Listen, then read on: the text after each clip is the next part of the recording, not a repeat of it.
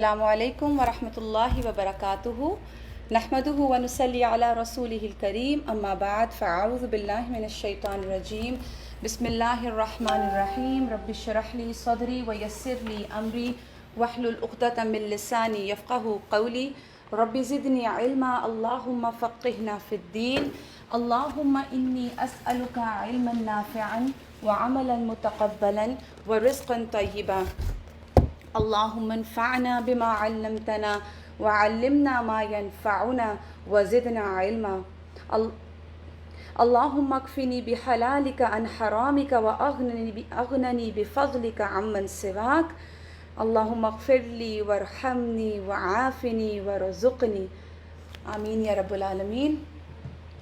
جی الحمدللہ آج ہمارا رجوع الی اللہ کا تھرڈ لاسٹ سیشن ہے انشاءاللہ، اور اس میں ہم سورہ ملک آج ہم نے اس کے لیے سلیکٹ کی ہے، اور اللہ سبحانہ تعالیٰ سے دعا ہے کہ اللہ تعالیٰ ہمارے اس سیشن میں جو ہماری ایفرٹس ہیں ان کو قبول کرے، اور اللہ تعالیٰ ہم سے راضی ہو، اور اللہ ہمیں ان تمام سیشنز میں جو ہم نے پڑھا اس پر عمل کی توفیق دیں۔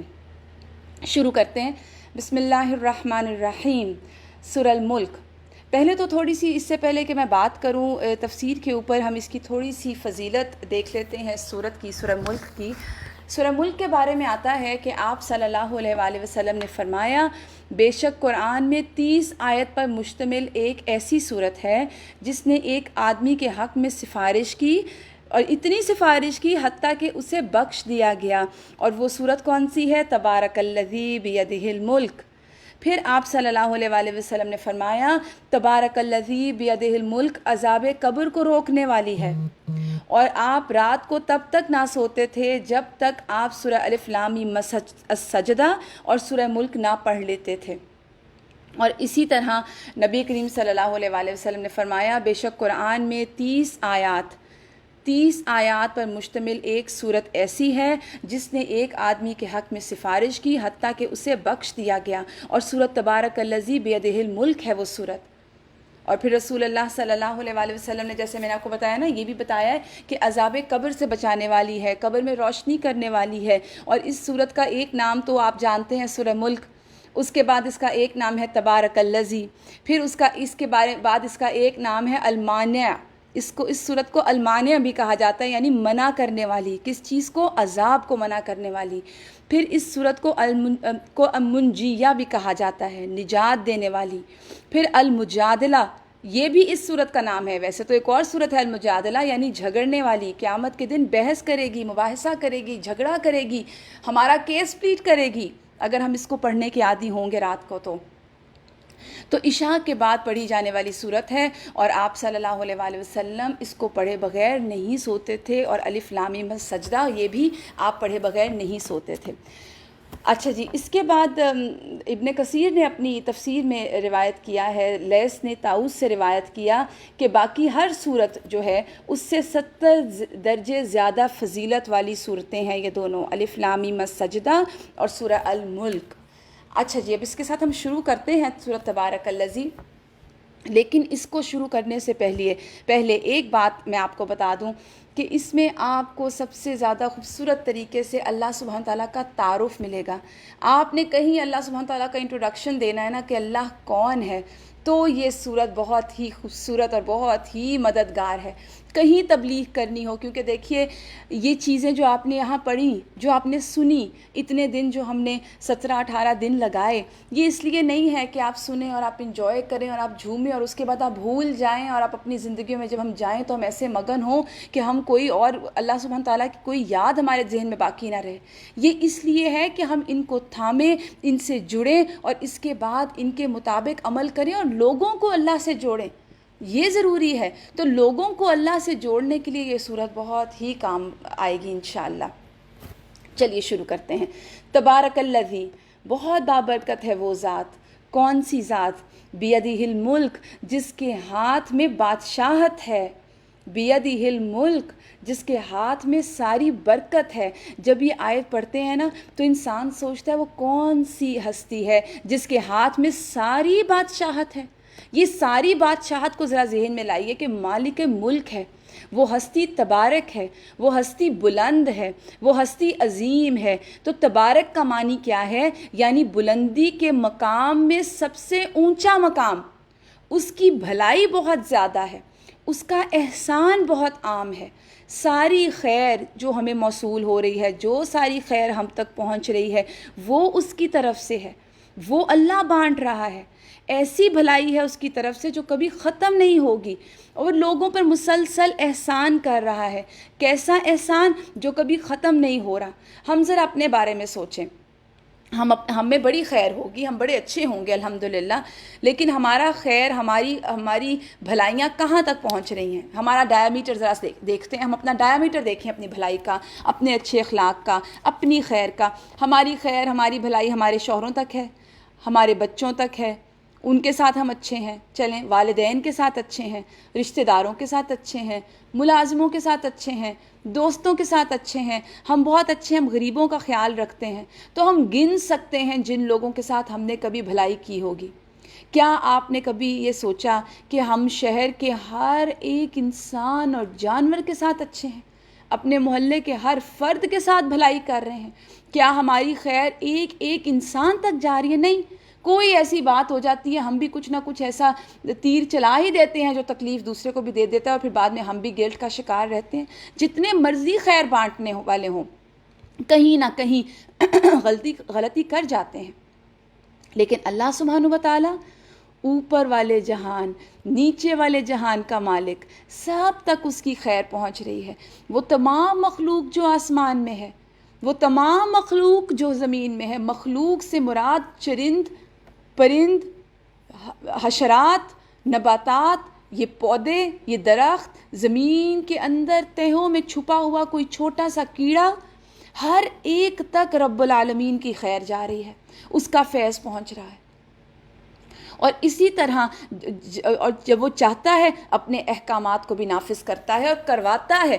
اسی لیے کہا تبارک الذی بیدہ الملک، اور پھر وہ کیا ہے، اس کا تعارف دیکھیے، وہو علی کل شیء قدیر، وہ ہر چیز پر قدرت رکھتا ہے۔ قدرت بمانی کنٹرول، یعنی اس کی پاورز کے انڈر ہے، ہر بول میں ہے۔ اب ہم ذرا اپنی آپ کو دیکھیے، اپنے ذات کو دیکھیں۔ کیا ہم اپنے جسم کے، ہم کہتے ہیں جی یہ جسم میرا ہے، بالکل ٹھیک ہے، آپ نے سوچا میں نے آج صبح اٹھ کے یہ کام سارے کر لینے، اور جب صبح اٹھے تو سر میں شدید درد تھی کہ کوئی کام کرنے کے قابل ہی نہ رہے۔ ہمارا تو اپنا جسم ہم کہتے ہیں ہمارا اپنا ہے، لیکن ہمارے کنٹرول میں نہیں ہے۔ کوئی انسان سوچتا ہے کبھی کہ وہ بوڑھا ہو جائے گا، لیکن جوں ہی وہ پیدا ہوتا ہے اس کا جسم اس کے کنٹرول سے باہر ہے، وہ خود ہی بڑھتا ہے، وہ خود ہی بڑا ہوتا ہے، وہ خود ہی بچپن سے جوانی میں آتا ہے، وہ جوانی گزارتا ہے، بڑھاپے میں آتا ہے، اور ایک دن ختم ہو جاتا ہے۔ تو یہ کنٹرول ہے۔ پھر اس کے بعد ہم دیکھیے، ہم اپنے دل کو دیکھیں، ہمارا دل ہے، میرا دل ہے، لیکن میری بس میں نہیں ہے، میرا کنٹرول نہیں ہے اس پہ، میری خواہشات پہ میرا کنٹرول نہیں ہے، میری ڈیزائرز پہ میرا کنٹرول نہیں ہے۔ تو یہ چیزیں میری ہیں لیکن میرے کنٹرول سے باہر ہیں۔ اسی طرح آپ دیکھیں، پھر ہمارے بچے، ہم کہنے کو کہتے ہیں ہمارے بچے بات ایک نہیں سنتے، آرام ایک نہیں دیتے، بات مان کے نہیں دیتے، تو وہ میرے بچے ہوئے، وہ تو اللہ کے بندے ہیں، کنٹرول تو اللہ کا ہے۔ تو کبھی کوئی کمزوری ہو گئی جسمانی، کبھی کوئی اور درد اٹھ گیا، تو ہمارا تو کنٹرول کسی چیز پہ بھی نہیں ہے۔ اور کہاں اللہ کی ذات جس کی نافرمانیاں ہم کرتے ہیں، وہ کون ہے؟ وَهُوَ عَلَى كُلِّ شَيْءٍ قَدِيرٌ، كُلِّ شَيْءٍ قدیر، ہر چیز پر اس کا کنٹرول ہے۔ میں نے ابھی آپ کو بتایا نا کہ اپنی باڈی کو دیکھیے، اب ہمارا تو اتنا بھی کنٹرول نہیں ہے اپنے اوپر، اور پھر نافرمانی کرتے ہوئے ہم کس طرح اللہ کو بھلاتے ہیں۔ تو یہ سوچنے کی بات ہے۔ تو کون ہے وہ ذات برکت والی، بڑھوتری والی، خیر والی، اس کا فیض ہر ایک انسان، مخلوق، چرند پرند تک جا رہا ہے۔ تبارک الذی بیدہ الملک وہو علی کل شیء قدیر، کل شیء قدیر۔ اور پھر وہ کون ذات ہے؟ الذی، وہ ذات ہے، خلق الموت والحیات، جس نے تخلیق کیا موت کو اور حیات کو، یعنی ایجاد کیا، وجود میں لایا۔ مراد کیا ہے؟ یعنی اپنے بندے کے لیے مقدر کیا کہ کس روح نے کب پیدا ہونا ہے، کس نے کب مرنا ہے. یہ اس کی قدرت کی دلیل ہے، یہ اس کے کنٹرول کی دلیل ہے، یہ اس کے قادر ہونے کی دلیل ہے. کسی اور کے پاس ایسی قدرت ہے نہیں کہ وہ کسی کو اولاد دے سکے. کسی ڈاکٹر کے پاس یہ طاقت ہے نہیں کہ کسی مرتے ہوئے کو کوئی انجیکشن لگا دے اور جان ڈال سکے. نہیں ہو سکتا. الذی خلق الموت والحیات، وہ الٹیمیٹلی مالک وہ ہے، اس کی تخلیق ہے، وہ مالک ہے موت کا اور زندگی کا. اور اس نے یہ موت اور زندگی کا کھیل کیوں پیدا کیا؟ یہ زندگی اور موت کیوں پیدا کی گئی؟ لیبلوکم، تاکہ وہ تمہیں آزمائے. میری اور آپ کی آزمائش کے لیے موت اور زندگی دی گئی. ایکم احسن عملا، کہ تم میں سے کون اچھے عمل کر کے لاتا ہے، اچھے عمل کرنے. اس لیے اس نے یہ موت اور زندگی پیدا کی. آپ دیکھیے اچھا عمل اصل میں چیز کیا ہے، درست طریقے پہ کون عمل کرتا ہے. اب یہ جو لفظ ہے نا احسن عملا، آزمائش ہماری کیا ہے کہ اللہ نے ہمیں دنیا میں بھیج دیا، دنیا میں ہمیں اتنی نعمتیں دے دی، اولاد دے دی، گھر دے دیے، مال دے دیے، لگژریس لائف سٹائل دے دیا، ہر نعمت عطا کر دی.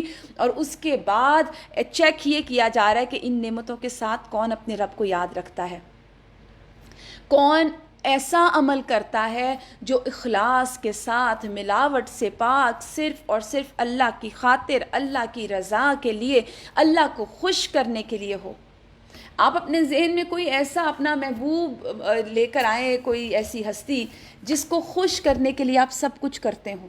تو جب آپ اس کو خوش کرنے کے لیے کوئی بھی عمل کرتے ہیں تو دل کیسا راضی ہوتا ہے نا. تو ہم سوچیں کہ ہم اللہ سبحانہ تعالیٰ کے لیے کیسے عمل کر رہے ہیں. اللہ کو احسن عمل میں دو چیزیں مطلوب ہیں. نمبر 1 کہ وہ اللہ سبحانہ تعالیٰ کے لیے خاص ہو، صرف اللہ کے لیے. اور دوسری چیز یہ کہ وہ نبی کریم صلی اللہ علیہ وآلہ وسلم کے طریقے پر ہو. تو اصلاح نیت کی بہت ضرورت ہے اور بہت زیادہ اہمیت ہے. ہم کئی دفعہ بڑے بڑے نیکی کے کام کر رہے ہوتے ہیں، لیکن اس کے اندر نیکی بسا اوقات دکھاوا ہوتا ہے، بسا اوقات دکھاوا نہیں ہوتا، بسا اوقات کچھ بھی نہیں ہوتا. فار دا ہیومینٹی سیک کرتے ہیں کہ ہائے اچھا وہ بیچارہ دیکھو اس کو ضرورت ہے، بری بات ہے.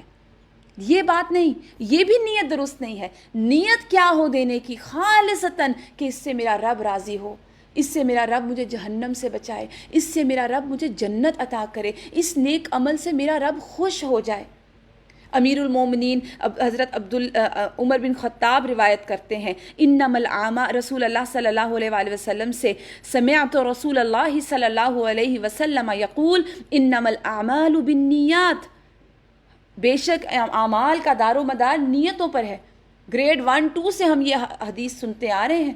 وانما لکل امرئ ما نوى فمن كانت هجرته الى الله ورسوله فهجرته الى الله ورسوله ومن كانت هجرته للدنيا يصيبها او امرأة ينكحها فهجرته الى ما هاجر اليه، رواه البخاری والمسلم. فرمایا تمام اعمال کا دار و مدار نیتوں پر ہے، اور ہر شخص کو اس کی نیت کے مطابق جزا ملے گی، نیت کے مطابق اجر ملے گا. تو جس کی ہجرت اللہ اور اس کے رسول کے لیے ہو تو اس کی ہجرت اللہ تعالیٰ اور اس کے رسول کے لیے ہے. اور جس کی ہجرت حصول دنیا یا کسی عورت سے نکاح کی غرض کے لیے ہو تو اس کی ہجرت اسی کے لیے ہے جس کے لیے اس نے ہجرت کی. آپ دیکھیے یہاں پر بیسیکلی اس حدیث کو لانے کا میرا مقصد کیا ہے کہ ہم اس چیز کو کلیئر کر لیں اپنے ذہنوں میں کہ نیت ہے کیا. اعمال کی قبولیت اس کی نیت کے مطابق ہے. عمل کرنے والے کی اگر نیت ٹھیک ہوگی، اللہ کے لیے ہوگی، اللہ کی رضا اس کی نیت ہوگی، تو اس کے عمل کو درجہ ملے گا، اس کو ثواب ملے گا. اگر ہم عمل کرتے ہیں، نیت درست نہیں ہوئی، کسی کے لیے ہوئی یا کسی کو خوش کرنے کے لیے ہوئی یا کوئی بھی نہ ہوئی، تو بظاہر وہ عمل کتنا ہی اچھا کیوں نہ ہو، عمل کرنے والے کو ثواب نہیں ملتا. یہاں حدیث میں کس عمل کا ذکر ہے؟ ہجرت کا. اور ہجرت کرنے والے کے بارے میں آتا ہے ان الحجرت تہدم ما کان قبلہا. صحیح مسلم کی حدیث ہے کہ ہجرت کرنے سے انسان کی تمام پچھلی زندگی کے گناہ بخش دیے جاتے ہیں.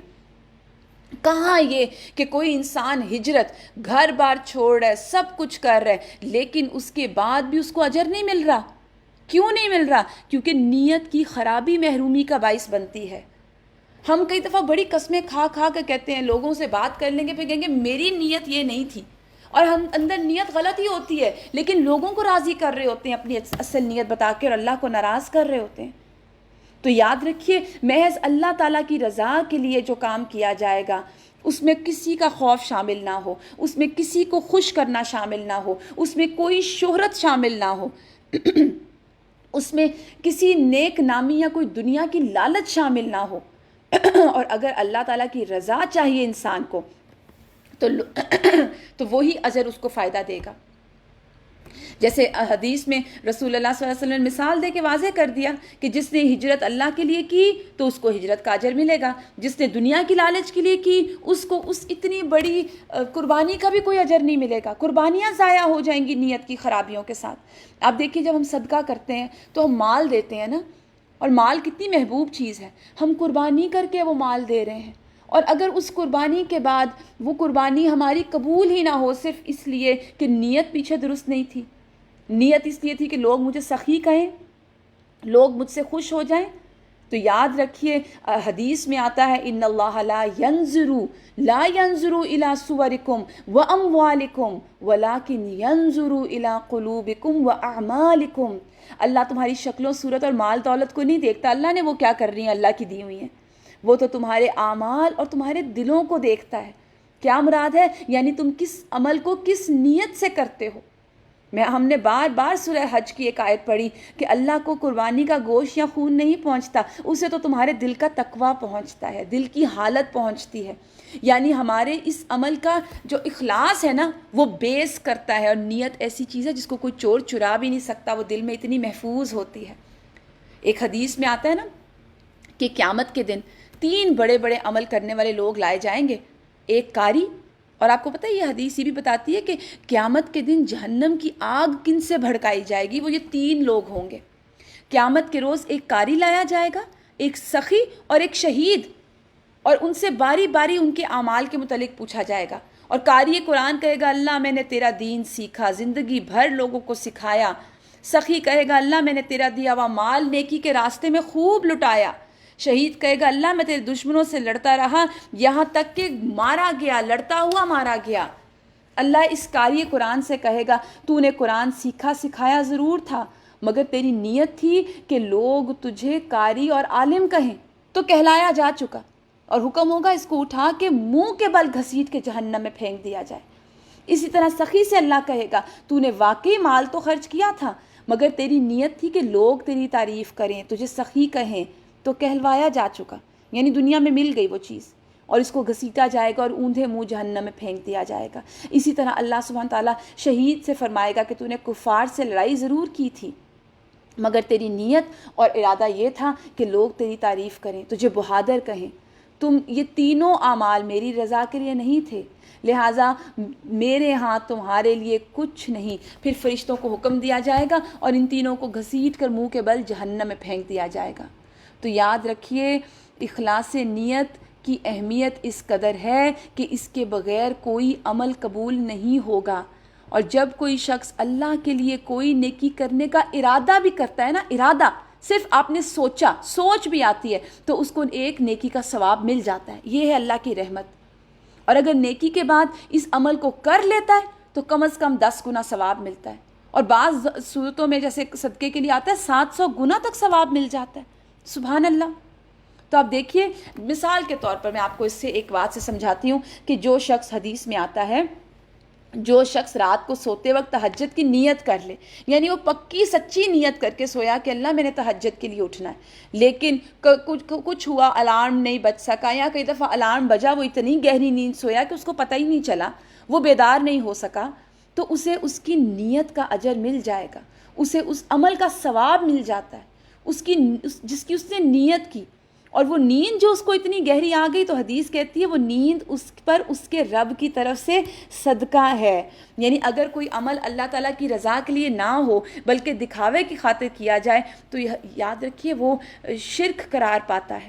ایک حدیث میں آتا ہے کہ جو شخص لوگوں کو دکھاوے کی خاطر نماز پڑھتا ہے، روزے کی رکھتا ہے، صدقہ کرتا ہے، تو وہ شرک کا مرتکب ہے۔ یہ مسند احمد کی حدیث ہے۔ اور سب کو معلوم ہے کہ شرک کیا ہے، اکبر الکبائر، سب سے بڑا گناہ. اور ریا کو، لوگوں کو دکھا کر عمل کرنے کو، لوگوں کو راضی کر کے عمل کرنے کو شرک اصغر کہا گیا.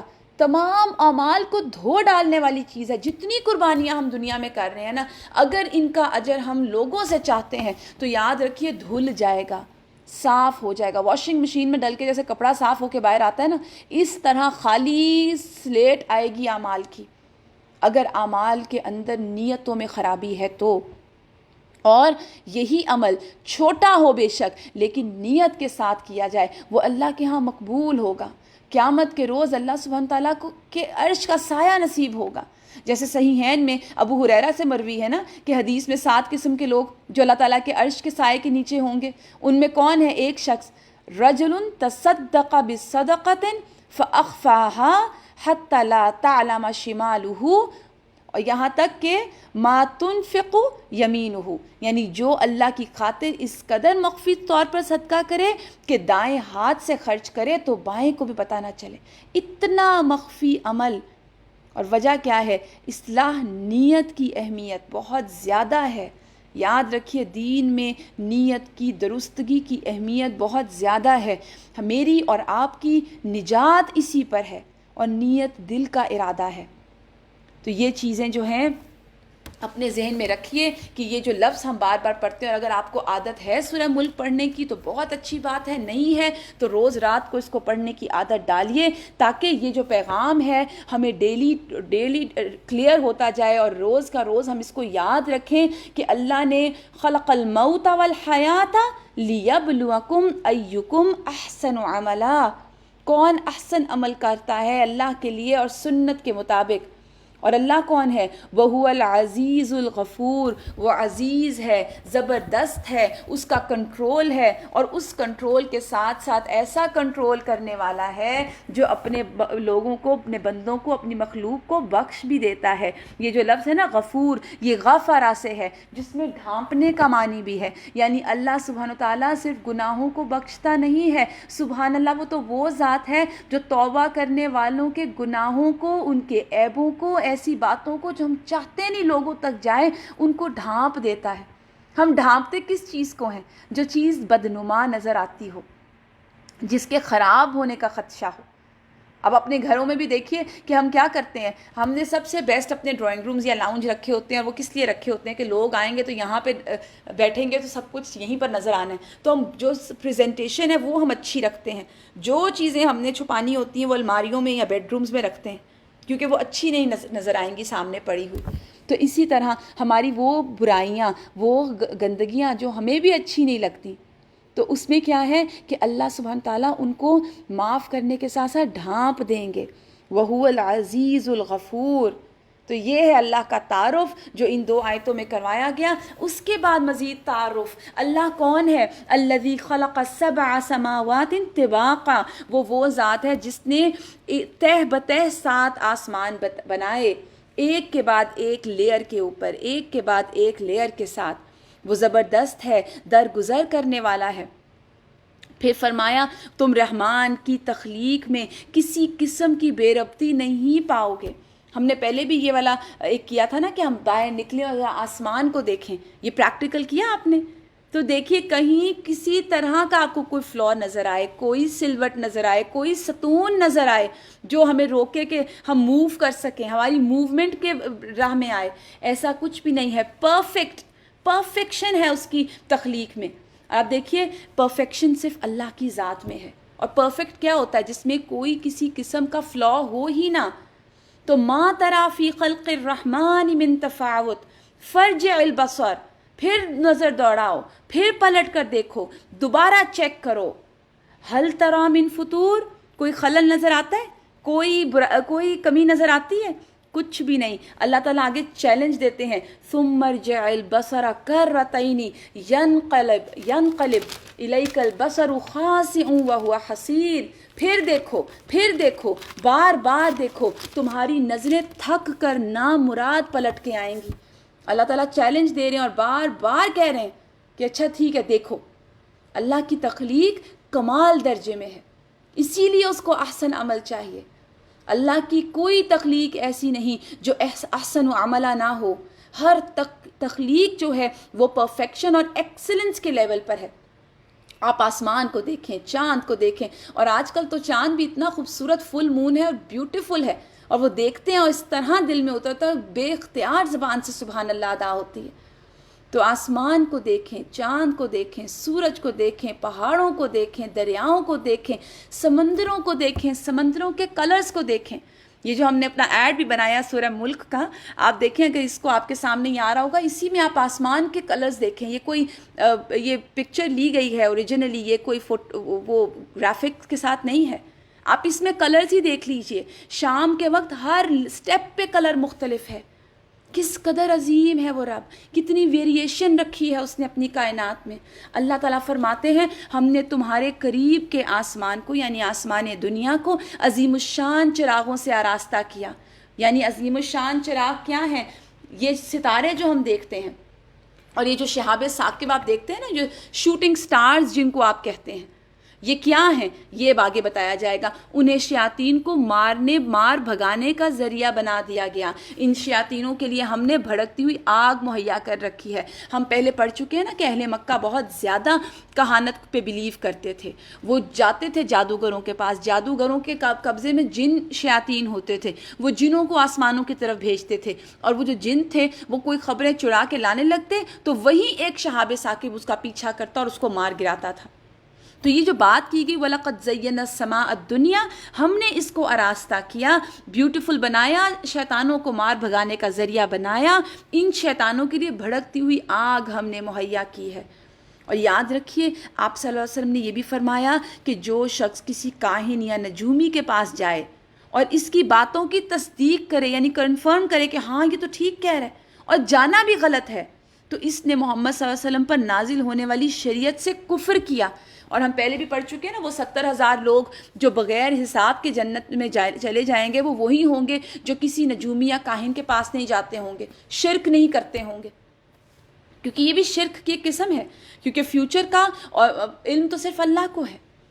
پھر فرمایا اللہ سبحانہ تعالیٰ نے، اور جن لوگوں نے اپنے رب سے کفر کیا، اللہ اکبر، وَلِلَّذِينَ كَفَرُوا بِرَبِّهِمْ. یہ جو کفر ہوتا ہے نا، یاد رکھیے 2 طرح کا ہوتا ہے. ایک کفر وہ ہے جو شریعت سے انسان کو نکال دیتا ہے، یعنی کوئی اللہ کو نہیں مانتا، فرشتوں کو نہیں مانتا، کتاب کو، نبی کو، رسول کو، اور وہ تمام جنت کو، جہنم کو، یا کوئی ایسی چیز کو ڈینائی کرتا ہے جو عقیدے میں بیسڈ کرتی ہیں، تو وہ تو کفر ہو گیا جو شریعت سے نکال دیتا ہے. ایک کفر کون سا ہے؟ وہ کفر کہ جب انسان دین کے اندر آ کے حدود کو توڑتا ہے، دین ایمان لا کر حدوں کو توڑتا ہے، حدوں کو پھلانگتا ہے. تو وَلِلَّذِينَ كَفَرُوا، تو جنہوں نے اپنے رب سے کفر کیا، اللہ فرماتے ہیں بِرَبِّهِمْ عَذَابُ جَهَنَّمَ وَبِئْسَ الْمَصِيرُ، ان کے لیے جہنم کا عذاب ہے اور وہ بہت ہی برا ٹھکانہ ہے. یہ جہنم کو بئس المصیر کہا گیا، برا گھر، برا ٹھکانہ. کیوں؟ کیونکہ دیکھیے جس گھر میں بھڑکتی ہوئی آگ ہو، سونے کے لیے آگ کے بیڈز ہوں، آگ کے بلینکٹس ہوں، آگ کے بیڈ سپریڈز ہوں، آگ ہی ہر طرف چھائی ہو، زقوم کا درخت کھانے کو ملے، اس قدر کھائیں جہنمی کھا کھا کر اتنے موٹے ہو جائیں، اس قدر تیز آگ ہو کہ آگ کا ایک حصہ دوسرے حصے کو کھا رہا ہو، پینے کو غسلین دی جائے، وہ جو زخموں کا پیپ اور دھون ہوتا ہے، تو ایسے گھر کو آپ کیا کہیں گے؟ اور شور ہو، بئس المصیر ہی ہوگا نا، برا ٹھکانہ، بری رہنے کی جگہ. اللہ فرماتے ہیں اذا القوا فیہا، جب وہ اس میں ڈالے جائیں گے، یعنی جہنم میں وہ جب پھینکے جائیں گے، سمعوا لہا شہیقا، وہ اس میں سنیں گے جوش کھانے کی آوازیں. شہیق کا مطلب ہوتا ہے دھاڑنا، چیخنا، چلانا. وہی تفور، اور وہ جوش کھا رہی ہوگی، شدت غضب سے پھٹی جا رہی ہوگی. یعنی جہنم کو بھی جہنمیوں پر اس قدر غصہ ہوگا کہ، اور وہ غصے کی وجہ کیا ہوگی کہ یہ لوگ اپنے رب کو ناراض کر کے آئے ہیں، یہ رب کی بات نہیں مان کے آئے، یہ رب کی نافرمانی کرتے آئے، یہ اتنے عظیم الشان رب کو چھوڑ کے شرک کرتے رہے، یہ لوگوں کو راضی کرتے رہے، یہ دوسری مخلوق کو اپنا الہ بنا کے بیٹھ گئے. کیونکہ جہنم بھی تو یاد رکھیے اللہ کی مخلوق ہے نا، جہنم بھی اللہ کی مخلوق ہے. تو اللہ کی مخلوق کو ایسا غصہ ہوگا اللہ کی مخلوق پر کہ انہوں نے اتنی عظیم الشان ہستی کو چھوڑ کر کس کو الہ بنا لیا، کس کو راضی کرنے لگ گئے۔ اور آج ہم کیا کر رہے ہیں؟ الحمدللہ ہم شرک نہیں کرتے، لیکن جب ہم اللہ سبحانہ تعالیٰ کے بڑے بڑے واضح احکامات کو پیچھے کرتے ہیں اور اپنی مرضی کو آگے کرتے ہیں تو اس کو آپ کیا کہیں گے؟ میں آپ کو یہ سوال ایک کویسچن مارک کے ساتھ آپ کے لیے چھوڑتی ہوں، ہم اپنے آپ کو خود جواب دیں۔ میں کسی پہ کوئی ٹائٹل نہیں لگا رہی، میں کسی کو کوئی چیز نہیں کہہ رہی، میں صرف ایک سوال آپ کے آگے رکھتی ہوں کہ جب ہم اللہ کے حکم کو پیچھے پھینکتے ہیں، بھولتے ہیں یا جان کے نہیں عمل کر پاتے اور کہتے ہیں یہ مشکل ہے میں نہیں کر سکتی، بلنٹلی کہتے ہیں، اور اس کے بعد ہم اپنی مرضی کرتے ہیں، اپنی رضا کو آگے رکھتے ہیں، تو ہم کیا کرتے ہیں؟ ہم اپنے آپ کو خود جواب دیں۔ یاد رکھیے کہ جہنم کی عذاب کی جو آگ ہے وہ کتنی درجے گرم ہے دنیا کی آگ سے، وہ کتنا عرصہ بھڑکائی گئی، اور یہاں پر یہی بتایا گیا کہ وہ جوش کھا رہی ہوگی، پھٹی جا رہی ہوگی۔ وہ آگ نے کہا، حدیث میں آتا ہے کہ آگ نے اللہ تعالیٰ سے کہا کہ اللہ میرا بعض حصہ میرے بعض حصے کو کھا رہا ہے، یعنی اس قدر گرمی ہو گئی ہے کہ میری جہنم کو ہی کھانا شروع ہو گیا اس کا ایک حصہ دوسرے حصے کو۔ تو اللہ نے اس کو دو سانس لینے کی اجازت دی، ایک سانس لینے کی، ایک انہیل اور ایک ایکسہیل۔ اور اس کے بارے میں آتا ہے کہ جو وہ انہیل ہے اس کی وجہ سے سردی ہے، اور جو وہ ایکسہیل کیا جہنم نے یعنی باہر نکالی سانس، اس کی وجہ سے گرمی ہے جو پائی جاتی ہے۔ اس قدر شدت ہے جہنم کی۔ ہم کہاں بیٹھے ہیں؟ اکثر لوگ کہتے ہیں کہ دیکھو اللہ تعالیٰ کی ذات کا یہ ایسپیکٹ آپ لوگ کیوں بتاتے ہیں؟ تو کیوں نہ بتائیں جب اللہ نے خود بتایا۔ کل ہم نے سورہ رحمان پڑھی، پھر ہم نے اس کے بعد سورہ الواقعہ پڑھی۔ تو سورہ رحمان کیا ہے؟ اللہ کی رحمت چھائی ہے ہر طرف، اور ساتھ ہی اللہ سبحانہ تعالیٰ نے سورہ الواقعہ بتا دی۔ اس میں کیا ہے؟ اچھوں کا اچھا انجام، برائی کا برا انجام۔ تو اصل میں تو ہمارے ہاتھ میں دے دیا گیا سب کچھ کہ کر کے لاؤ اچھے عمل، لیبلوکم ایکم احسن عملا۔ پھر اس کے کارندے، اس کے فرشتے، اس کے جو جہنم کے دروغہ ہیں، وہ ان لوگوں سے پوچھیں گے جب ڈالے جائیں گے نا، یہ جب کوئی گروہ ڈالا جائے گا تو وہ پوچھیں گے القی فیہا فوج سألہم خزنتہا، اس کے جو دربان ہے وہ پوچھیں گے الم یأتکم نذیر، کوئی ڈرانے والا نہیں آیا تھا تمہارے پاس، کوئی بتانے والا نہیں آیا تھا۔ اب آج کہتے ہیں مت ڈراؤ، لیکن کل کو جب جہنمی کے وہ جو دروغے ہیں وہ پوچھیں گے ڈرانے والا نہیں آیا تھا، اب وہ کیا جواب دیں گے؟ قالوا، وہ کہیں گے بلا، کیوں نہیں آیا تھا، قد جاءنا نذیر، ہمارے پاس خبردار کرنے والا آیا تھا، مگر ہم نے کیا کیا؟ فکذبنا، تو ہم نے اس کو جھٹلا دیا، ہم نے انکار کر دیا۔ وقلنا، اور ہم نے کہا ما نزل اللہ من شیء، اللہ نے ایسی کوئی چیز نہیں اتاری، ان انتم الا فی ضلال کبیر، تم گمراہی میں ہو، تم گمراہی میں پڑے ہوئے ہو۔ آپ دیکھیے عقیدہ آخرت کا انکار کر دیا، اور عقیدہ آخرت کا انکار سارے گناہوں کی جڑ ہے۔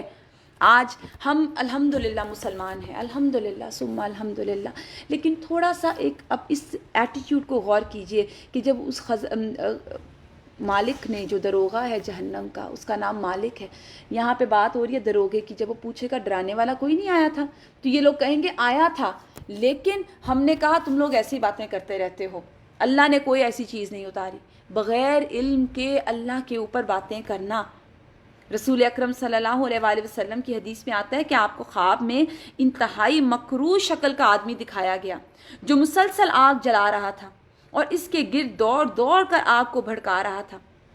رسول اکرم صلی اللہ علیہ وآلہ وسلم نے جبرائیل علیہ السلام سے پوچھا یہ کون ہے؟ تو جبرائیل نے بتایا انہو مالکن خازن جہنم، اس کا نام مالک ہے، یہ جہنم کا دروغہ ہے۔ اور گویا دروغہ جہنم آج بھی جہنم کی آگ بھڑکا رہا ہے، قیامت تک مسلسل بھڑکاتا رہے گا، اور جہنمیوں کے جہنم میں چلے جانے کے بعد بھی جہنم کی آگ کو بھڑکانے کا یہ عمل مسلسل رہے گا۔ اور یہ جہنم کوئی عام چیز نہیں ہے۔ اب آپ دیکھیے سمر سیزن سٹارٹ ہو رہا ہے نا، اس میں کبھی پریکٹیکل کریں کہ جب آپ کبھی باہر کھڑے ہوتے ہیں اور شدید پسینہ آ رہا ہوتا ہے، اس وقت یاد کیا آتی ہے؟ ٹھنڈے کمرے والے، اے سی والے کمرے، اللہ کی نعمتیں ہیں نا، شکر کتنا کرتے ہیں۔ جیسے جو بڑے بڑے صحابہ کرام تھے نا، ان کے بارے میں آتا ہے کہ عبداللہ معاذ بن جبل، عبداللہ بن رواحہ، عبادہ بن صامت رضی اللہ تعالیٰ عنہما جیسے جلیل القدر صحابہ کے بارے میں آتا ہے کہ جہنم کی آگ کو یاد کر کے اس قدر روتے کہ ہچکی بن جاتی. یہ جہنم کی آگ کو یاد کرتے تھے. وہ لوگ جن کے بارے میں ٹائٹل دیا گیا رضی اللہ عنہم ورضوا عنہ، اور آج ہم اللہ تعالیٰ کی ہر نافرمانی کر کے اپنے لیے پورا پورا ہم نے سرٹیفکیٹ لکھوایا ہے جنت کا. عبداللہ بن مسعود کا لوہار کی دکان سے گزر ہوا تو آگ سے دہکتی بھٹی دیکھی تو جہنم کی آگ کو یاد کرنے لگے. اور عبداللہ بن مسعود جانتے ہیں کون ہیں؟ وہ صحابی ہیں جن کے بارے میں کہا گیا کہ قرآن ان سے سیکھا جائے. بالکل ارلی سٹیج پہ اسلام لانے والے، مہاجرین میں ہجرت کرنے والے، جنگوں میں شامل ہونے والے، ایسی ایسی قربانیاں کرنے والے صحابہ کرام، وہ اس طرح ڈرتے تھے. پھر تابعین کا بھی یہ حال تھا. حضرت ربیعہ رحمہ اللہ کہتے ہیں ساری رات بستر پہ پہلو بدلتے تھے. بیٹی نے پوچھا ابا جان ساری دنیا آرام سے سوتی ہے، آپ کیوں جاگتے ہیں؟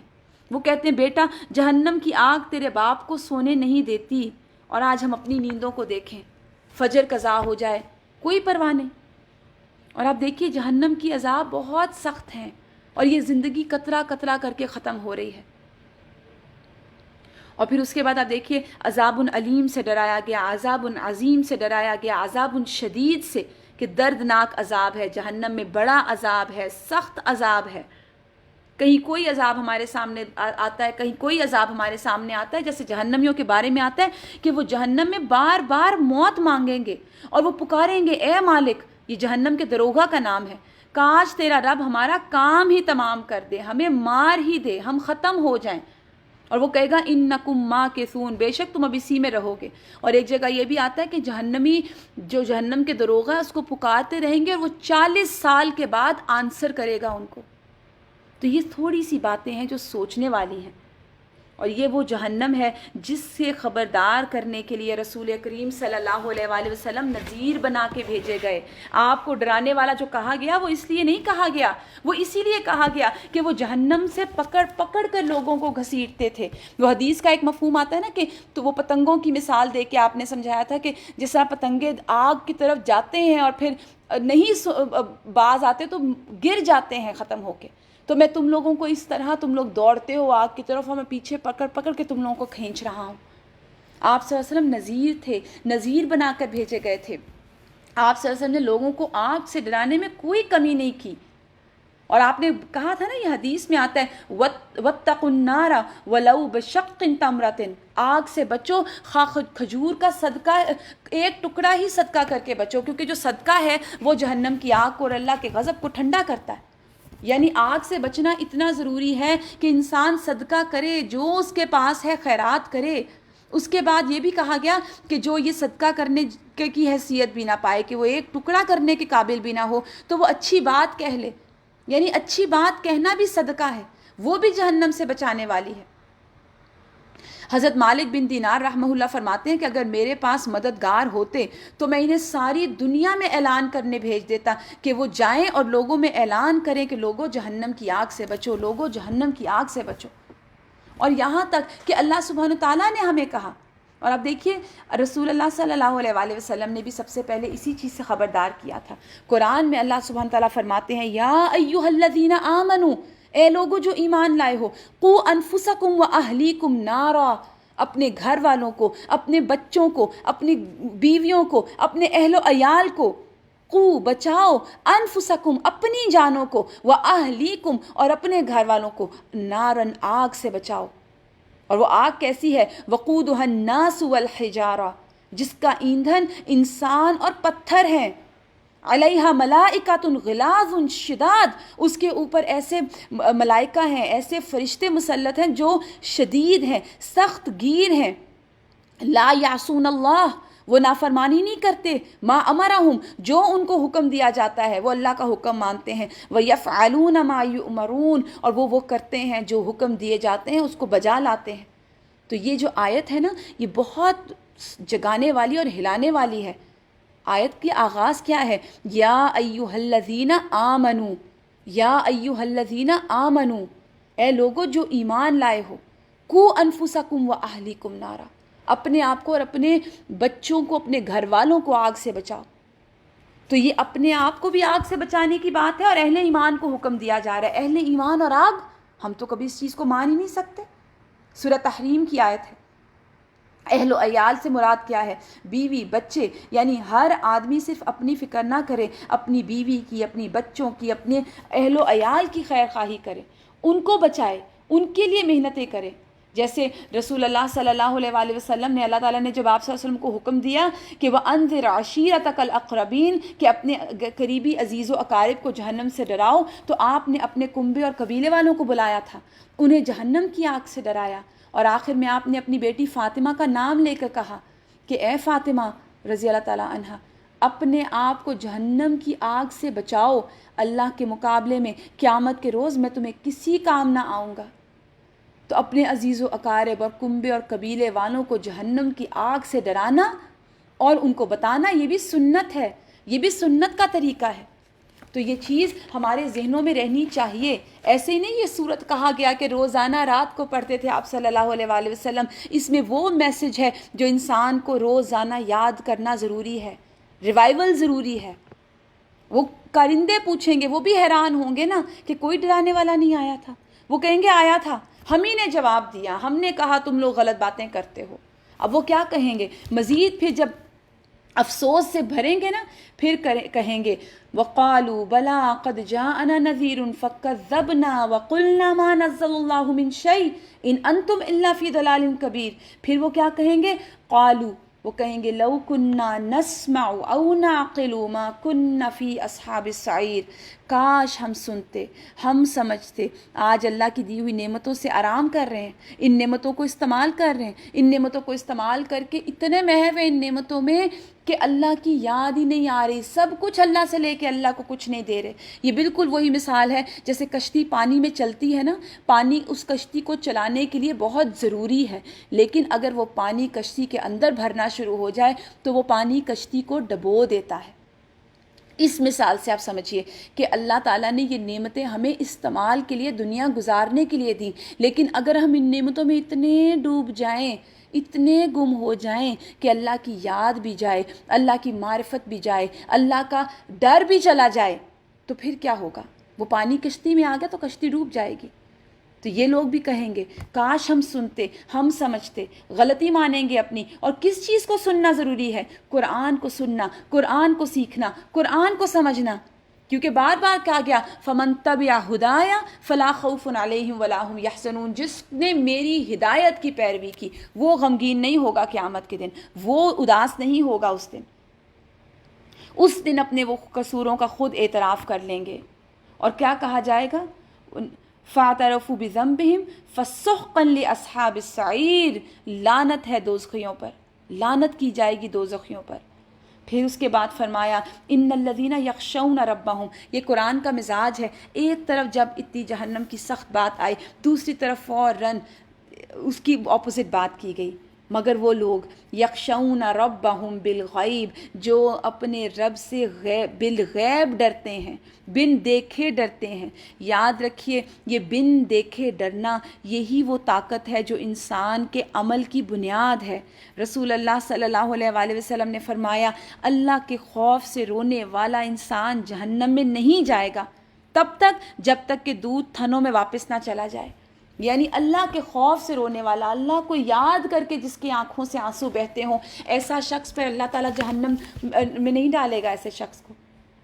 تو یہ چیز سوچنے کی ہے. جو بالغیب اپنے رب سے ڈرتا رہا، اس نے رب کو دیکھا نہیں، اس نے رب کے وجود کو صرف کائنات سے پہچانا، اور وہ ایسا انوالو ہوا کہ اس نے اپنے رب کا خوف کیا، تقویٰ کیا. دیکھیے اللہ سے بن دیکھے ڈرنا وہ بنیاد ہے جس کے ساتھ ہم لوگوں کے ساتھ اچھے معاملے کرتے ہیں. اسی کی وجہ سے ہماری زندگیاں اچھی ہوتی ہیں. اسی کی وجہ سے جب ہم ڈرتے ہیں نا تو ہم برائیوں سے رکتے ہیں. مثال کے طور پر آپ سمجھیے کہ مثال یہ ہے کہ ایک وہ خود کسی انسان کسی چیز کو برا سمجھتا ہو تو وہ اس کو چھوڑ دے. دوسرا یہ ہو سکتا ہے کہ لوگ اس کام کو برا سمجھتے ہوں تو ہم دیکھیں اچھا مجھے لوگ دیکھیں گے تو کیا کہیں گے، تو میں برا کام چھوڑ دوں. تیسرا یہ ہے کہ معاشرے کے کچھ افراد پہ برا اثر پڑے میرے کسی غلط کام کا، اس سے ہمارا معاشرہ افیکٹ ہو تو میں کہوں نہیں یہ بری بات ہے، میں اس کو چھوڑ دوں. چوتھا یہ ہے کہ کوئی حکومت کا قانون ہے تو میں اگر گناہ کروں گا یا میں نے کوئی ایسا برا کام کیا تو مجھے پولیس پکڑ لے گی، مواخذہ ہوگا تو میں چھوڑ دوں. ان چاروں چیزوں میں سے جو میں نے ابھی آپ کے سامنے بولی، کوئی بھی بنیاد ایسی نہیں جو کسی انسان کو شریف یا با اخلاق بنا سکتی ہو. لوگ ہر وقت ہمارے ساتھ نہیں ہوتے، تو جب ہم لوگوں کے سامنے ہوں گے تو اکیلے میں برائی کریں گے. معاشرے پہ اگر افراد میں برا اثر پڑتا ہے میری کسی برائی کا، تو میں کھلے عام نہیں کروں گی، میں چھپ کے وہ گناہ کر لوں گی. حکومت اگر کسی چیز سے مجھے مواخذہ کرتی ہے، پکڑ سکتی ہے، تو جہاں حکومت کے لوگ نہ دیکھ رہے ہوں چھپ کے میں وہ گناہ کر لوں گی. لیکن اللہ کی ذات اور اللہ کی معرفت، اللہ کا جاننا، اللہ کا علم رکھنا اتنی امپورٹنٹ چیز ہے کہ وہ انسان کو گناہوں سے روک لیتی ہے، وہ گناہوں سے باز رکھتی ہے. اور یہی وہ عقیدہ ہے کہ انسان کو اللہ ہر حال میں دیکھ رہا ہے. یہ چیز اس کے، وہ میرے خیالات تک سے واقف ہے، وہ میرے دل میں آنے والی ہر فیلنگ کو جانتا ہے، اس کو پورا کنٹرول ہے. تو خود بخود پھر زندگیاں سنورنے لگتی ہیں، خود بخود انسان اچھے کام کرنا چاہتا ہے، خود بخود اس کو اللہ عزتیں دیتا ہے لوگوں کے سامنے. اب دیکھیے خود بخود لوگوں میں بھی ایسے شخص کا ذکر خیر ہونے لگتا ہے. تو چھوٹے موٹے گناہ تو اللہ ویسے ہی معاف کر دیتا ہے بندے کے. اور پھر اس کے لیے اللہ تعالیٰ انسان کو، ایسے شخص کو اللہ جنت عطا فرمائے گا کہ جو بن دیکھے اپنے رب سے ڈرتا رہا، جس نے اپنے رب کو دیکھا نہیں لیکن اس کا خوف کرتا رہا. اس کے بارے میں حدیث میں آتا ہے، عبداللہ بن مسعود رضی اللہ تعالیٰ عنہ سے مروی ہے کہ ایک شخص تھا جس نے توحید کے علاوہ کبھی کوئی نیک عمل نہیں کیا تھا. جب اس کی موت کا وقت آیا، تو یہ اسرائیلی روایت ہے، تو اس نے اپنے اہل خانہ سے کہا جب میں مر جاؤں تو مجھے پکڑنا، مجھے جلا دینا، یہاں تک کہ جب میں جل کر کوئلہ بن جاؤں پھر مجھے پیسنا، پھر جس دن تیز ہوا چل رہی ہو مجھے سمندر میں بہا دینا. اس کے اہل خانہ نے ایسا ہی کیا، لیکن وہ پھر بھی وہ اللہ کے قبضے میں تھا. اللہ نے ہوا سے کہا وہ اس کے پارٹیکلز لے آئی، وہ سمندر سے کہا وہ اس کے پارٹیکلز اس نے اکٹھے کر دیے، اور وہ پورا انسان بن کے اللہ کے سامنے کھڑا تھا. تو اللہ عز و جل نے اس سے پوچھا تجھے اس کام پر کس چیز نے مجبور کیا؟ اس نے عرض کیا اللہ آپ کے خوف نے، آپ کے سامنے کھڑے ہونے کے ڈر نے. اس ڈر سے میں نے اپنے گھر والوں سے کہا کہ مجھے پیس کے بہا دینا، مجھے جواب نہ دینا پڑے. صحابہ کرام اتنا ڈرا کرتے تھے کہ وہ کہتے تھے کہ کاش میں کوئی درخت ہوتا، کاش میں کوئی پودا ہوتا، ہمیں اللہ کے سامنے نہ کھڑے ہونا ہوتا. اللہ نے اسی بات پر اس کی بخشش فرما دی. رسول اللہ صلی اللہ علیہ وآلہ وسلم نے فرمایا اللہ کی خوف سے رونے والا انسان دوزخ میں داخل نہیں ہوگا. جیسے میں نے آپ کو بتایا کہ جب تک کہ دودھ تھن میں واپس نہ چلا جائے. تو یہ جو چیز ہے نا کہ جو اپنے رب سے بن دیکھے ڈرتا رہا بالغیب، یقیناً اس کے لیے مغفرت ہے، وہ اجر کبیر، اس کے لیے جنت ہے. جو کل ہم جنتوں کے بارے میں پڑھ رہے تھے نا، اس کو ملے گا وہ مقام. پھر فرمایا وَأَسِرُّوا قَوْلَكُمْ أَوْ اجْهَرُوا بِهِ، تم خواہ چپکے سے کوئی بات کرو، اونچی آواز سے بات کرو. یہاں اللہ کے سمیع ہونے کا ذکر ہے، وہ تو دلوں کا حال جانتا ہے. آپ کے دل میں اس وقت جو خیال آ رہا ہے اپنے رب کے لیے، جو آپ کی فیلنگز ہیں، یاد رکھیے وہ سب آپ کے رب کی نظر میں ہے. وہ ایک ایک لمحے سے واقف ہے. ہم بولیں اس کو ہمارے بولنے کی ضرورت نہیں. ہمارے دلوں کے خیال، ہمارے دلوں میں چھپی ہوئی اللہ کے لیے محبتیں، اس کے لیے اخلاص، اس کے لیے جو جو قربانی ہم کرتے ہیں، جو جو ہم فیل کرتے ہیں، وہ ہمارے رب کی نظر میں ہے. اللہ فرماتا ہے الا یعلم من خلق، اتنی خوبصورت آیت ہے. اللہ فرماتے ہیں کیا وہی نہیں جانے گا جس نے پیدا کیا؟ یعنی وہ ہے مخلوق کو پیدا کرنے والا، میرا اور آپ کا پیدا کرنے والا، میرے اور آپ کے دل کو بنانے والا. کیا وہی نہیں جانے گا کہ ہم کیا سوچتے ہیں، ہم کیا چاہتے ہیں؟ ہمارے بچے ہوتے ہیں نا، ہم اپنے بچوں کے لیے ایک جملہ ہمیشہ بولتے ہیں میرا بچہ میں نے پیدا کیا، میں اس کی عادت جانتی ہوں. تو ہم تو جب وہ زمین میں رزق تھے نا کسی کا، پھر نطفہ بنے، پھر علقہ بنے، پھر مضغہ بنے، پھر عظامہ، پھر وہ لحمہ، اور پھر ساری سٹیجز ہم پہ آئیں. اللہ تو ہمیں تب سے جانتا ہے. تو وہی اللہ تعالیٰ یہاں پہ بیان فرما رہے ہیں کیا وہی نہیں جانے گا جس نے پیدا کیا؟ کیا وہی نہیں ہمیں جانے گا؟ کیا وہی ہمارے دل کی حالت نہیں جانتا؟ وَهُوَ اللَّطِيفُ، وہ لطیف ہے. لطیف جانتے ہیں کیا ہوتا ہے؟ باریک بین، ہلکی سی سرسراہٹ کو بھی محسوس کرنے والا. وہ جو دلوں میں ہلکی سی سرسراہٹ ہوتی ہے نا اس کی محبت کی، وہ سب چیزیں جانتا ہے. تو هو لطیف الخبیر، وہ ہر باریک بین، باریکی سے دیکھنے والا اور باخبر ہے.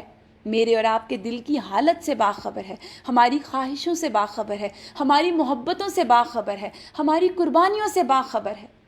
وہ باخبر ہے. پھر فرمایا وہ کون ہے؟ هو الذی جعل لکم الارض ذلولا فامشوا فی مناکبها وکلوا من رزقہ والیہ النشور. وہی ہے جس نے تمہارے لیے زمین کو تابع کر رکھا ہے. اللہ اکبر. یہ زمین اگر آپ دیکھیں جو اس کی سٹیپس ہیں، زمین، پھر اس کا مینٹل، پھر اس کا کور، اور نیچے تو لاوے دہک رہے ہیں، لاوے دہک رہے ہیں. آپ جب ابھی یہ آیتیں جو میں پڑھنے جا رہی ہوں، آپ ان آیتوں کو پڑھیں، سنیں، اور اس کے بعد اپنے ماحول پہ غور کریں. اللہ فرماتا ہے وہی ہے جس نے زمین کو تمہارے تابع کر رکھا ہے. چلو اس کی چھاتی پر، کھاؤ خدا کا رزق، اسی کے حضور تمہیں دوبارہ زندہ ہونا ہے. کیا تم اس سے بے خوف ہو کہ جو آسمان میں ہے تمہیں زمین میں دھسا دے، یکایک یہ زمین ہچکولے کھانے لگے؟ کیا تم بے خوف ہو کہ جو آسمان میں ہے تم پر پتھراؤ کرنے والی ہوا بھیج دے؟ اب ذرا اپنے ماحول کو دیکھیے، اپنی زمین پر غور کیجئے، کیسے مطیع فرما بردار بن کے ٹھہری ہوئی ہے، ہمارے لیے رکی ہوئی ہے، سپریڈ ہوئی ہے.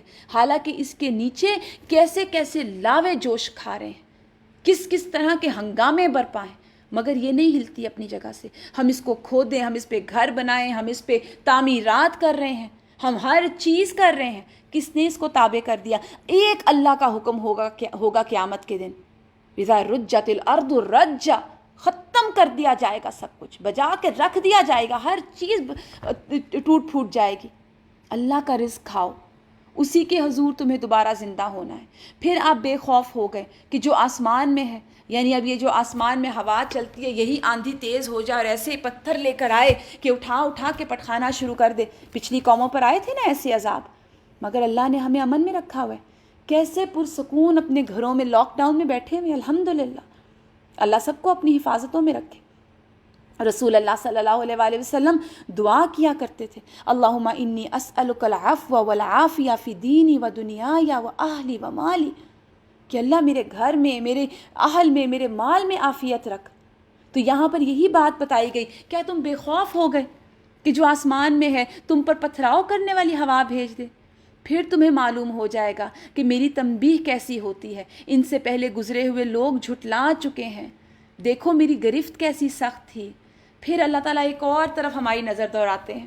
اس قدر خوبصورت آیت ہے. اللہ سبحانہ تعالیٰ فرماتے ہیں اولم یروا الی الطیر، کیا پرندوں کو نہیں دیکھتے؟ فوقہم، تمہارے اوپر، صافات، صاف صفیں باندھے ہوئے، ویقبضن، پھیلاتے ہیں اور سکیڑ لیتے ہیں یعنی پروں کو. ما یمسکہن الا الرحمن، ان کو رحمان کے علاوہ کس نے تھاما ہوا ہے؟ یعنی وہ جو پر پھیلتے ہیں اور وہ سکڑتے ہیں، ان کو تھامنے والا کون ہے؟ اللہ کی ذات ہے جس نے اس کو تھاما ہوا ہے. اب دیکھیے آسمان میں کون ہے. پہلے ہم نے زمین کا ذکر کیا کہ تم زمین سے فائدے اٹھاؤ. آسمان میں اللہ تعالیٰ ہوائیں چلا رہے ہیں، اور ہوائیں بھی ایک لمیٹڈ جو سپیڈ ہے اس کو ایکسیڈ نہیں کرتی. وہ ہمیں فریش کرنے کا ذریعہ ہے.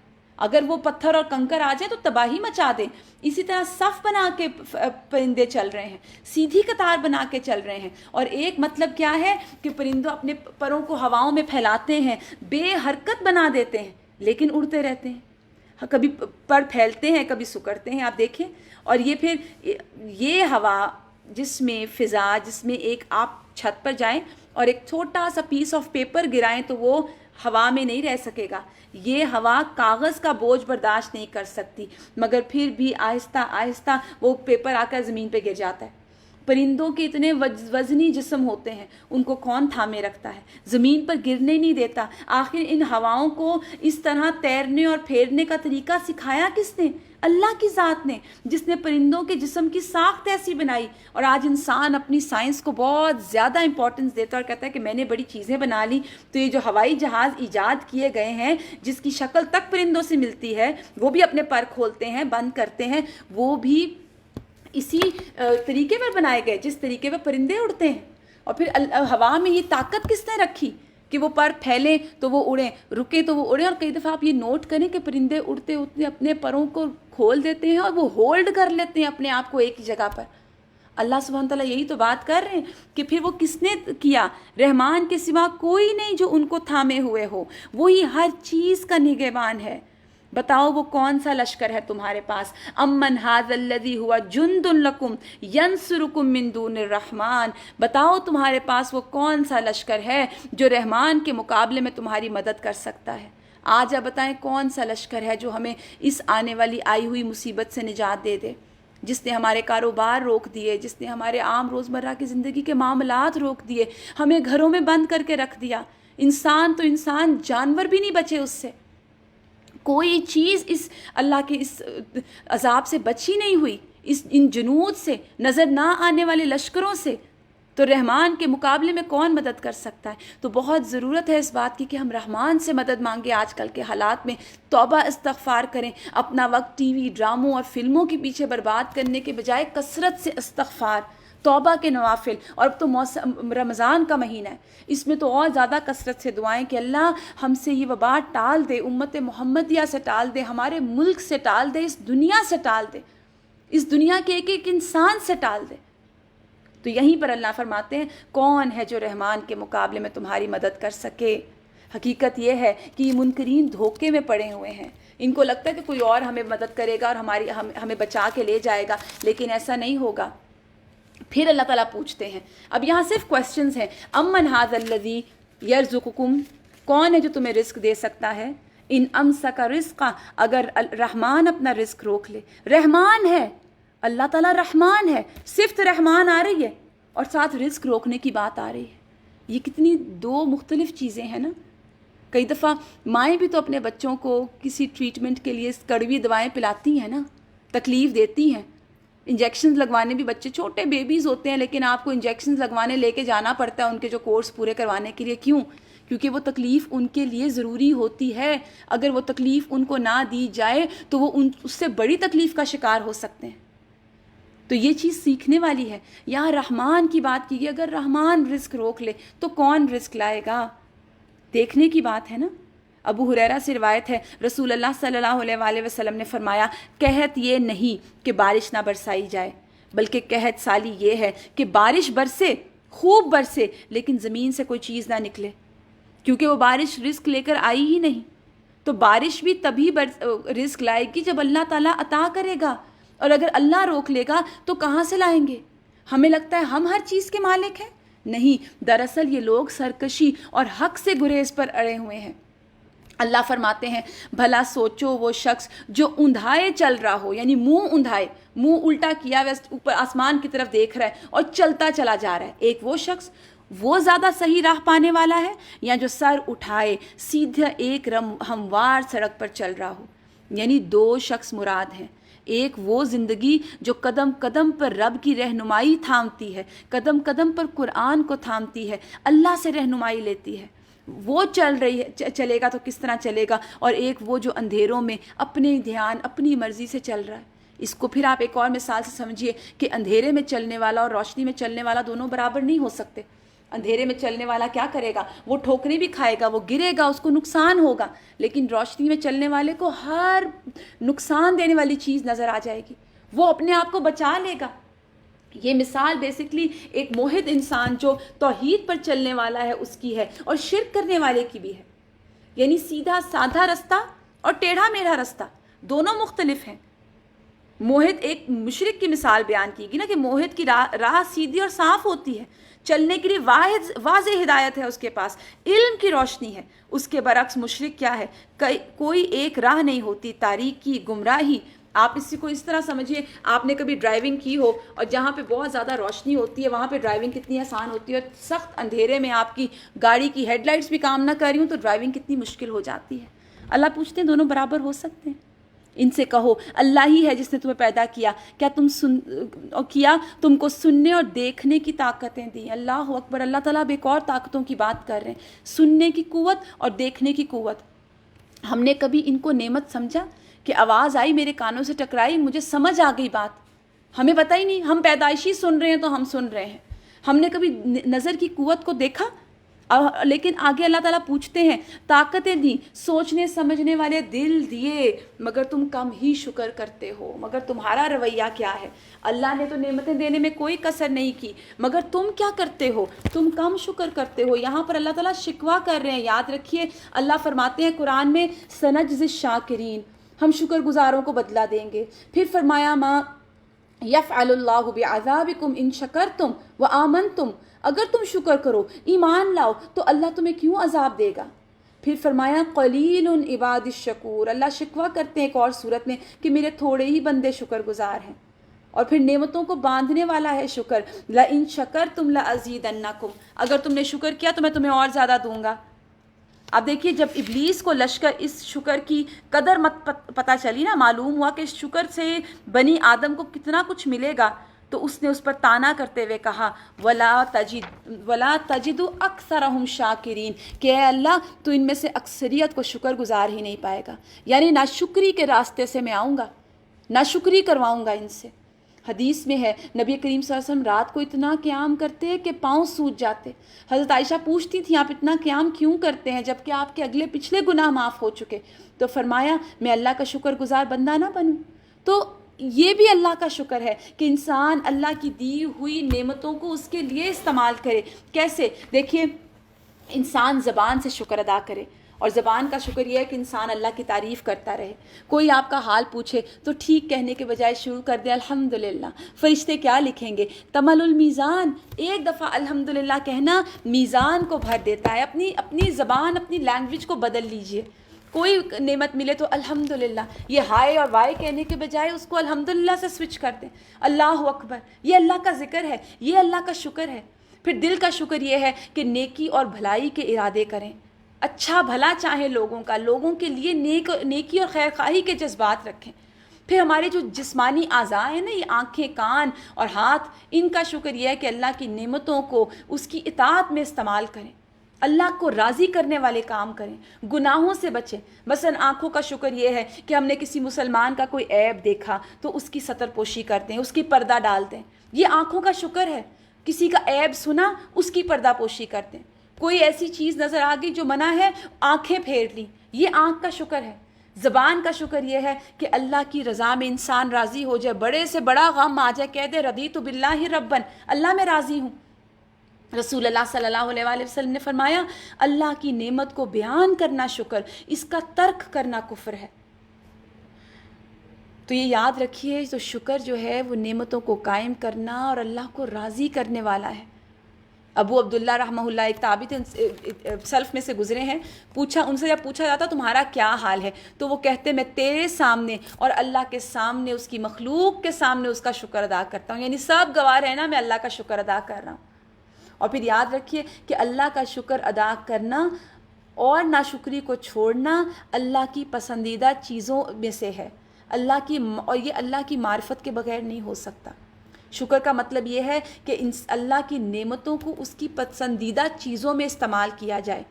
اللہ نے ہمیں جو جو نعمتیں دی، مال دیا، اولاد دی، صحت دی، تندرستی دی، آنکھیں دیں، کان دیے، ان کو ہم لگا کہاں رہے ہیں؟ مال ہے تو اس سے ہم کیا کما رہے ہیں؟ اللہ کی نافرمانی تو نہیں کما رہے کہیں. اولاد ہے تو اس کو ہم کہاں لگا رہے ہیں؟ اللہ کی رضا میں لگا رہے ہیں یا دنیا کمانے میں لگا رہے ہیں؟ تو یاد رکھیے دنیا کی حقیقت تو اللہ کے نزدیک مچھر کے پر کے برابر بھی نہیں جو ہم اپنی اولاد کو اور خود کو دے رہے ہیں. تو یہ چیزیں دیکھنے کس سے تعلق رکھتی ہیں؟ سوچنے سے تعلق رکھتی ہیں کہ جس نے مثال کے طور پر اللہ نے ہاتھ دیے اور ہم نے بغیر ناحق کسی کو اس ہاتھ سے مارا، تکلیف دی، تو وہ کیا ہے؟ یہ ناشکری ہے اس نعمت کی. اسی طرح آنکھ ہے، حرام کی طرف دیکھا اور بچا لی تو یہ اس نعمت کی شکر گزاری ہے.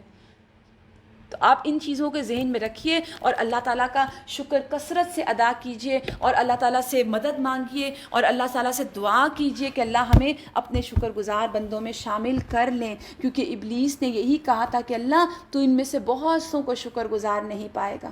ہمیں چھوٹی سی تکلیف آتی ہے، ہم اس کا پازیٹیو ایسپیکٹ نہیں دیکھتے، ہم اللہ کا شکر تب نہیں کہتے. ہم کیا کہتے ہیں؟ بڑی تکلیفیں آ گئی ہیں، اتنی پرابلم میں ہوں، جسم میں یہاں بھی درد ہے. ہر وقت تکلیفوں کا اظہار، ہر وقت زبان سے، اپنے ایکشن سے ہر وقت یہی اظہار کرتے رہتے ہیں. تو اللہ تعالیٰ کو اپنے شکر گزار بندے پسند ہے. یہاں اللہ گلا کر رہے ہیں، شکوہ کر رہے ہیں تم کم شکر ادا کرتے ہو. ان سے کہو اللہ ہی ہے جس نے تمہیں زمین میں پھیلایا اور اسی کی طرف تم سمیٹے جاؤ گے. یہ کہتے ہیں بتاؤ وعدہ کب پورا ہوگا، یعنی مانتے نہیں تھے نا آخرت کو. تو کہو اس کا علم تو اللہ کے پاس ہے، میں تو صرف صاف صاف خبردار کر دینے والا ہوں۔ آج 3 مرتبہ خبردار کرنے کی بات آئی۔ اکثر لوگ کہتے ہیں آپ ڈراتے کیوں ہیں؟ تو یہ خبردار کرنا تو اللہ نے کہا ہے خبردار کرو، ان کو ڈراؤ، کیونکہ ڈر ایک ایسا فیکٹر ہے جو انسان سے عمل کروا لیتا ہے۔ پھر جب یہ اس چیز کو قریب دیکھ لیں گے یعنی قیامت کو، تو ان کے چہرے بگڑ جائیں گے جنہوں نے انکار کیا۔ جو مانتے نہیں تھے انہوں نے تو تیاری نہیں کی ہوگی، جنہوں نے تیاری نہیں کی تو وہ تو پھر ان کے چہرے بگڑیں گے۔ یہ بالکل آپ اس طرح سمجھیے نا کہ آپ گھر میں آرام سے ایک ریلیکسنگ موڈ میں بیٹھے ہیں اور اچانک سے 10-15 لوگ مہمان آپ کے گھر بغیر بتائے آئیں اور کہیں سرپرائز۔ آپ کا سب سے پہلے چہرہ اس بات پہ پہلے تو خوش بھی ہوگا لیکن بگڑے گا بھی کہ بھئی بتا کے آتے، میں نے تیاری کرتی، میں آپ کے لیے کوئی چیزیں ارینج کرتی۔ یہ ایک چھوٹی سی مثال ہے۔ اچانک سے جب کچھ ہوتا تو ہمارے کیا ریاکشنز ہوتے ہیں، تو یہ قیامت بھی اچانک سے آئے گی۔ جنہوں نے انکار کیا ان کے چہرے بگڑ جائیں گے۔ یہ اس وقت ان سے کہا جائے گا یہی وہ چیز ہے جس کے لیے تم تقاضے کر رہے تھے، مانگتے تھے نا دنیا میں، اب آ گیا ہے، بھگتو اس کو۔ ان سے کہو کبھی تم نے سوچا کہ اللہ خواہ مجھے اور میرے ساتھیوں کو ہلاک کر دے یا ہم پر رحم کرے، کافروں کو دردناک عذاب سے کون بچائے گا؟ یعنی میرے اور میرے ساتھیوں کے ساتھ، رسول اللہ صلی اللہ علیہ وسلم کے ساتھیوں کے ساتھ جو بھی ہوگا وہ تو ہوگا، لیکن یہ بتاؤ کہ تمہیں کون بچائے گا؟ کافروں کو اللہ کے عذاب سے کون بچائے گا؟ اللہ کے انکار کرنے والوں کو کون بچائے گا؟ قل هو الرحمن آمنا به وعلیہ توکلنا، ان سے کہو وہ بڑا رحیم ہے، ہم اس پر ایمان لائے، ہمارا بھروسہ اس پر ہے۔ الحمدللہ ہم بھی ایمان لائے نا۔ هو الرحمن آمنا به وعلیہ توکلنا فستعلمون من هو فی ضلال مبین، ان قریب تمہیں پتہ چل جائے گا گمراہی میں کون ہے۔ اب اگلی آیت میں اللہ تعالیٰ اس قدر بیوٹیفل طریقے سے ایک ایسی نعمت کا ذکر کرتے ہیں، ان سے کہو ارأیتم ان اصبح ماؤکم غورا، اگر یہ زمین کا پانی، کنوؤں کا پانی زمین کے اندر اتر جائے، فَمَن يَأْتِكُم بِمَاءٍ مَّعِينٍ، تو کون ہے جو تمہارے پاس بہتا ہوا میٹھا پانی لے کر آئے۔ اس کو ذرا ہم دیکھ لیتے ہیں اور پھر اس کے ساتھ ہی ہم بات مکمل کریں گے۔ یاد رکھیے آسمان سے جو بارش برستی ہے نا، اس کا ایک حصہ تو ندی نالوں اور دریاؤں سے ہوتا ہے، سمندر میں چلا جاتا ہے، اور ایک حصہ زمین میں جذب ہو جاتا ہے۔ کئی مقام ایسے ہیں جہاں بارشیں بہت زیادہ ہوتی ہیں، کئی مقام پر بہت کم ہوتی ہیں۔ اس کے علاوہ کئی جگہ اگر زمین نرم ہو تو وہ پانی بہت زیادہ ایبزارب کر لیتی ہے، کہیں اگر پتھریلی زمین ہو تو پانی کم جذب کرتی ہے، بہہ جاتا ہے۔ ان تمام باتوں کا نتیجہ یہ ہے کہ زمین کے نیچے پانی کے بہت سارے ذخائر موجود ہیں، نیچے ہی نیچے پانی کے باقاعدہ دریا بہہ رہے ہیں۔ اور یہ صرف اس لیے کہ اگر علاقہ زیادہ بارشوں والا ہو تو زمین نرم ہوتی ہے، تو زمین کو اگر آپ کھودیں نا تو 20 سے 50 فٹ کی گہرائی پہ پانی مل جاتا ہے، اور اگر علاقہ کم بارش والا ہو، پتھریلی زمین ہو جیسے ڈیزرٹ ایریا ہوتا ہے، تو سینکڑوں فٹ کی گہرائی پہ بھی پانی نہیں ملتا۔ مگر ان زمین میں یہ جو زمین کے اندر پانی کے ذخیرے ہیں، ان کی اقسام بھی الگ الگ ہے نا، کہیں گدلا پانی نکلتا ہے زمین کے اندر سے، کہیں کھاری، کہیں لیسدار پانی آتا ہے، اور کہیں کنوؤں میں ٹھنڈا اور میٹھا پانی برآمد ہوتا ہے ڈرل کرنے کے بعد۔ تو انسان اپنی اپنی ضرورت کے مطابق پانی ڈرل آؤٹ کر لیتا ہے، نکال لیتا ہے، کھیتوں کو پانی سے سیراب کرتا ہے، ذخیرہ پورا کر لیتا ہے، لیکن اس پانی کی گہرائی کا جو انحصار ہے نا، بعض دفعہ زمین میں موجودہ پتھریلی زمین کے بڑے بڑے ایریاز پر بھی ہوتا ہے۔ اور پھر یہ ساری چیزیں جو ہیں ہمیں ہماری محتاجی کی طرف نظر دوڑانے کو کہتی ہیں۔ صرف اللہ کے قبضہ قدرت میں سب کچھ ہے، وہ خوب جانتا ہے کہ کس علاقے کے لوگوں کے لیے کتنا پانی، کتنی ضرورت ہے، اس کو متعین کر کے اللہ تعالیٰ ہر مقام پر پانی کا اتنی ہی گہرائی پر اہتمام کرتے ہیں۔ اور اب اللہ تعالیٰ کافروں کو اور ناشکروں کے سامنے یہ سوال رکھتے ہیں کہ اگر اللہ تعالیٰ پانی کے ان ذخیروں کو اتنی گہرائی تک لے جائے جہاں سے نکالنا تمہاری دسترس سے باہر ہو، یا ان پانی کو، یہ جتنا پانی ہم استعمال کرتے ہیں، کھاری اور لیسدار بنا دے، تو بتاؤ کہ تم ایک دن بھی زندہ رہ سکتے ہو؟ اللہ کے سوا کون تمہارے پاس ٹھنڈا اور میٹھا پانی لے کر آئے گا؟ غور کا مطلب ہے نشیبی، نیچے ڈیپ ڈاؤن لے جانا کہ زمین تک آئے ہی نہ۔ تو یہاں پر آپ دیکھیے روایات میں یہ بھی آتا ہے کہ جب کوئی شخص یہ آیت پڑھے تو اسے کہنا چاہیے اللہ یأتنا بہ وہو ربنا ورب العالمین، کہ اللہ ہمارے پاس یہ پانی لے کر آتا ہے، وہ ہمارا بھی رب ہے اور عالمین کا بھی رب ہے۔ آپ دیکھیے جو نعمت یہاں مینشن کی گئی نا، یہ بہت خوبصورتی سے اللہ سبحانہ تعالیٰ نے ہم سب کو ہماری حیثیت بتائی کہ جس چیز پر ہماری زندگی کا انحصار ہے، اگر اللہ اس کو زمین کے اندر جذب کر دے تو کون تمہارے پاس یہ بہتی ہوئی صورتیں پانی کی لے کے آئیں۔ آج جب ٹیپ کھولیں تو اس آیت کو ذہن میں رکھیے کہ اگر یہ پانی چلا جائے، امام ابو حنیفہ کا واقعہ ہے نا کہ وہ جب بھی پانی نکالتے اور پیتے اور اس کے بعد وہ یہ آیت پڑھتے، کیا پڑھتے؟ قُلْ أَرَأَيْتُمْ إِنْ أَصْبَحَ مَاؤُكُمْ غَوْرًا فَمَنْ يَأْتِكُمْ بِمَاءٍ مَّعِينٍ۔ تو جب آپ پانی پئیں اس آیت کو یاد کریں گے تو کتنی شکر گزاری آئے گی نا دل میں کہ اللہ آپ کا احسان ہے جس نے مجھے اس طرح صاف ستھرا ٹھنڈا پانی عطا کیا جس کو میں پی کے اپنے آپ کو سیراب کر رہی ہوں۔ تو یہ تھی سورہ ملک۔ اللہ سبحانہ تعالیٰ آپ کو اور مجھے شکر گزار ہونے کی توفیق عطا فرمائے۔ اللہ تعالیٰ آپ کو اور مجھے نیک اور صالح احسن عمل کرنے کی توفیق عطا فرمائے، ایسا عمل جو رب کو راضی کرنے والا ہو۔ اللہ سبحانہ تعالیٰ سے دعا ہے کہ آپ کو اور ہم سب کو اپنے حفظ و امان میں رکھے اور دین کی بہترین حالت میں رکھے اور اپنی اطاعت پہ قائم رکھے، آمین یا رب العالمین۔ وآخر دعوانا ان الحمد للہ رب العالمین۔ سبحانک اللہم وبحمدک، نشہد ان لا الہ الا انت، نستغفرک ونتوب الیک۔ السلام علیکم ورحمۃ اللہ وبرکاتہ۔